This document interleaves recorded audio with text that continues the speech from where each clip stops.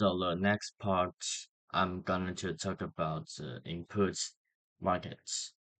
Unlike we aforementioned that the demand and the supply model and different types of markets, now we are going to input markets. So lecture 7, factor demand, just like we have mentioned that if we are a producer, we put capital and the labor into our production function, and those are factor. So the firms need those factors in order to produce something. So let's talk about factor demand. Um, like uh like assumption before, we have two different demands, which is labor demand and the capital demand. So the labor demand is valued of additional unit of labor. um just we care about the value of hiring additional unit of labor. Matters. So it's a sense of concept that is marginal revenue product of labor, MRPL. So do some math. We found that wages should equal to the marginal revenue product of labor times the marginal revenue. So it should be red. It should equal to wage. If lease, if lease is if lease costs higher than the wage, then you shouldn't hire additional unit of labor. And it's the same as capital demand. Okay, so let's talk about labor supply. Basically, in this labor market, that means consumers are supplier because we offer our productivity, and the firms, the producer, are demander. So how the consumers decide whether I should go to market to work or just do some other things. So we just simply say that consumer has choices, two different choices. One is consumption, that means you work, and in order to consume something, so you work to get money, to get wages. And the ledger, like sleep, playing games, or watch novels, whatsoever. So labor face the trade-off of these two types of actions. So the ledger, which represented by L, equals to 24 minus labor, because we all have 24 hours. Okay, so more work, it's it means more stuff you can consume, but less leisure. So here is a very important concept, that is opportunity cost. If you choose late, if you choose leisure, um, sounds like you don't have to pay anything to have leisure, but you you basically lose this opportunity to make money.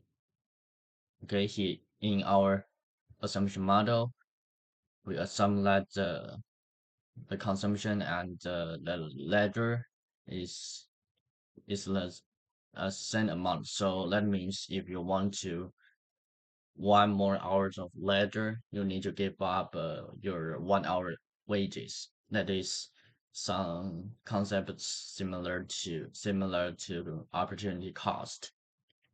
Oh, okay. Here is an example. The utility of labor, which facing the trade-off of consumption and leisure. Okay, so here is consumption.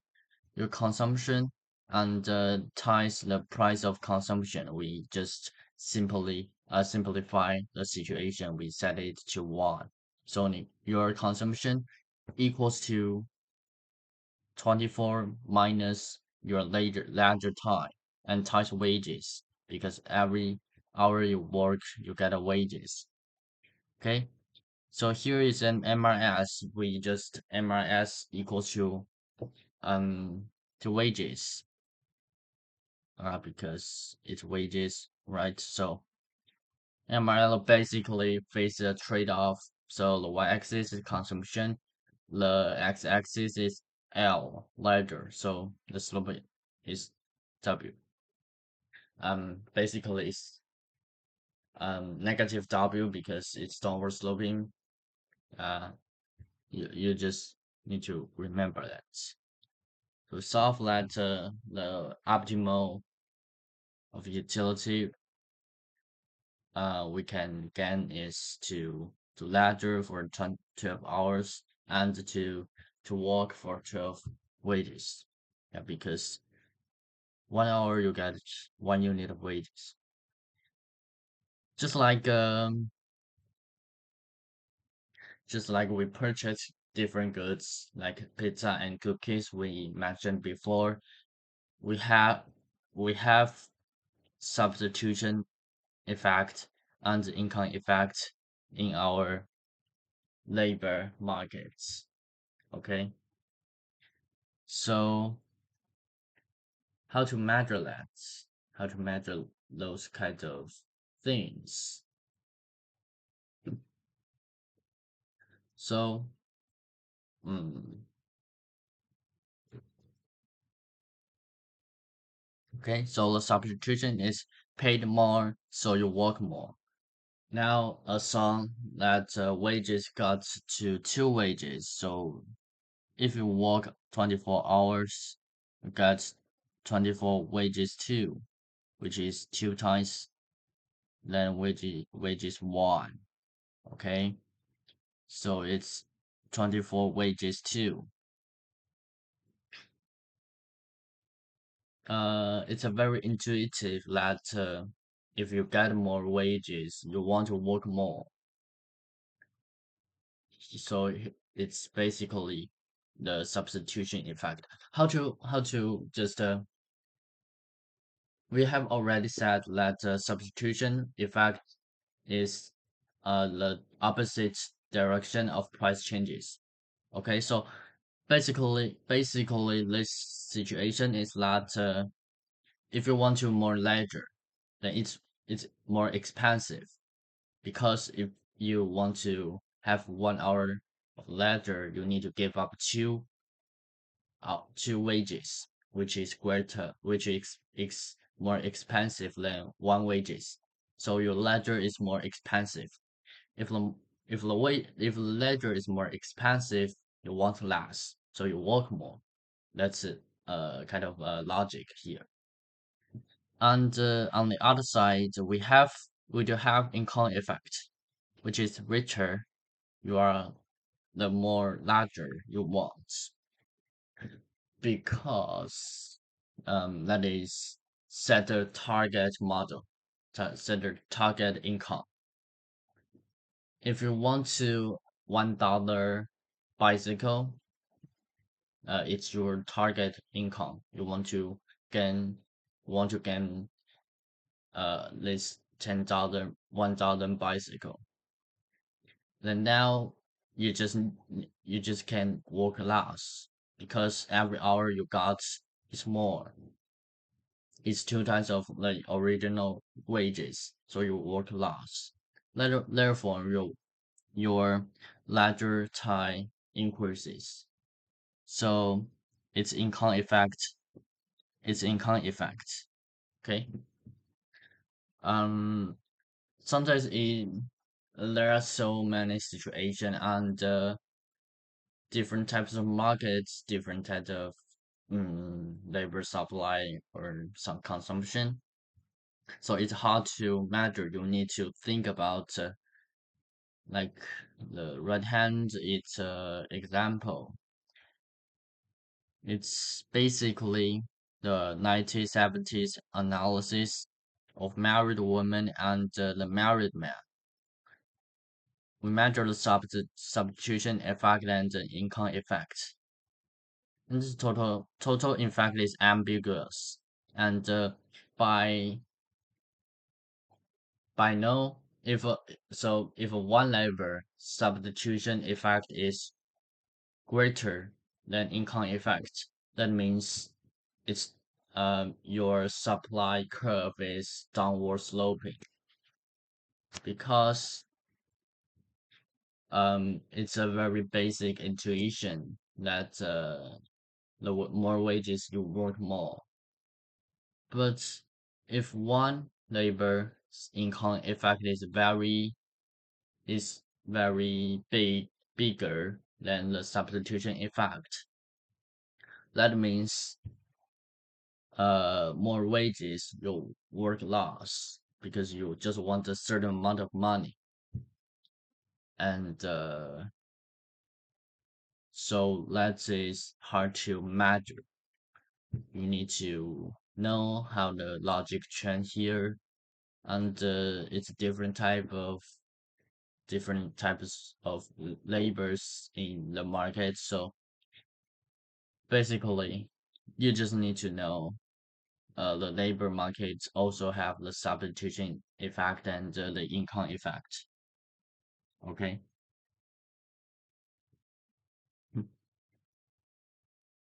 So here is now the next lecture is lecture 16.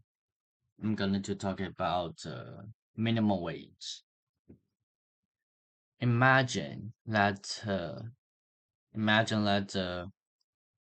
its market equilibrium wages is W1, and now the government set a wage minimum, just like a magic floor. So by intuitive, we think that there are excess demand of supplier, which is people, because more wages they want to work more, but the wage is too high. The demander, which is firms, who want to hire so many employers because they cost more. So by this, we can just see there are deadweight loss in this triangle area. Okay, so the minimum wages workers are better off, but less deadweight loss. Yeah, of course. So the minimum wage goes up, but no change in labor. Non-binding and labor demand is inelastic, which is an excess supply of labor, and a non-competitive competitive labor market.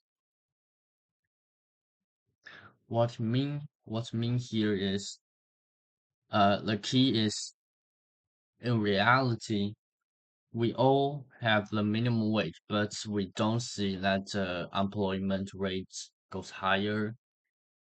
Here is a basic thing you need to know is minimum wages didn't lower the employment rate because in the old days the firm have the poisoning effect.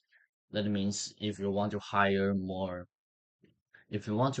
one more labor, then you need to lower the wage because you don't want to cost more. You don't want to cost that much. So you want to get one additional unit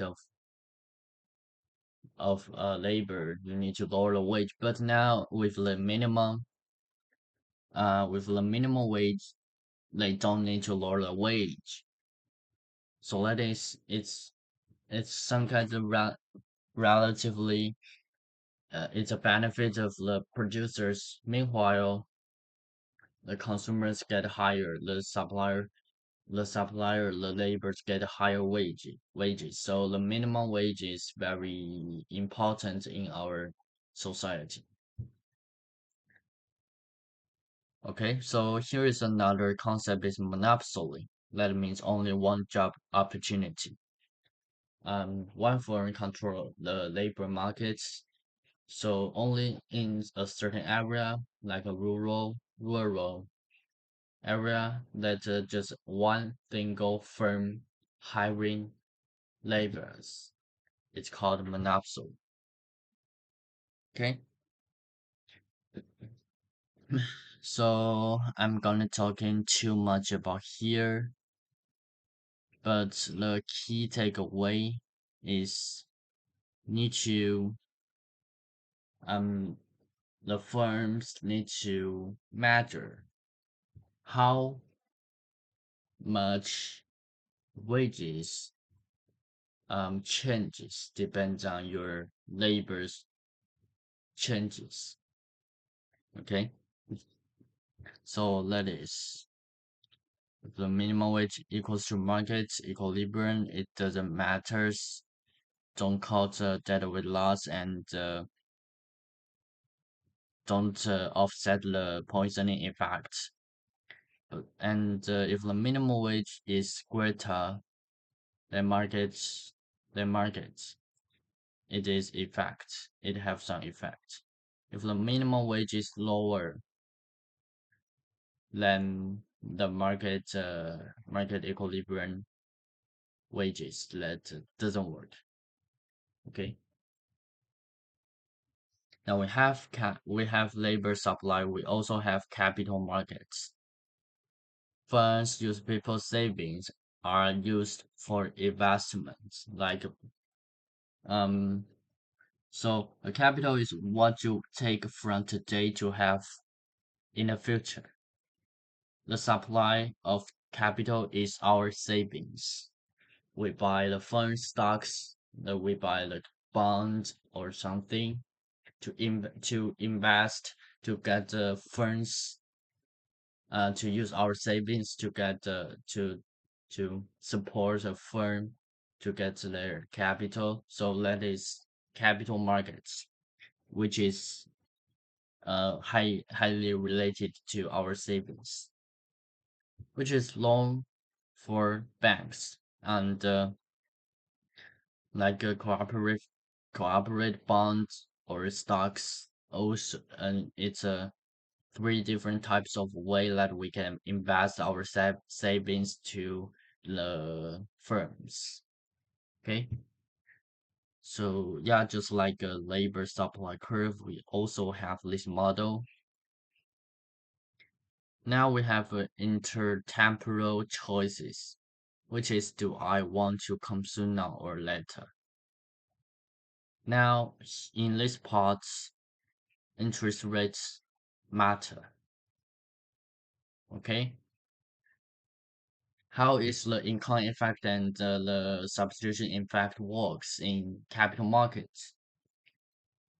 The substitution effect of capital is so how put it away. I'm gonna to explain how the interest works.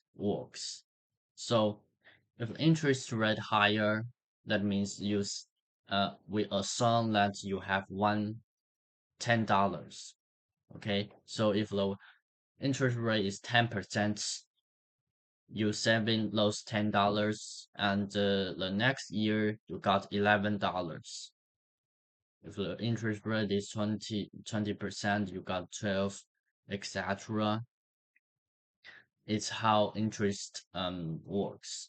So basically, if you save, if you save, you get more in the future. It's a comparison with the first period consumption, which is now, and the second period of consumption, which is the future, the next year, next 5 year, etc. Okay, so the substitution effect of capital is as you raise the interest rate, then you need to pay more of first period consumption. Yeah, because you if the interest rate get higher, basically you can have more money in the future. So you raise the interest rates, then you need to pay more. So the opportunity cost is more. The interest rate is more. for the first period consumption, which is now consumption. So you consume less because it's more expensive. So this is substitution effect. On the other hand, the income effect is basically the consumption of first period is normal good. Okay, normal good. Now you are effectively richer because every dollars you saved yields more money. So you are richer now. You got more richer. So you consume more now the first period because you are effectively richer. So um so let's see basically how the capital markets have the substitution effect and the income effect. A higher interest rate causes the saving goes down. Okay, so here is a key takeaway of impact markets. Thank you for listening.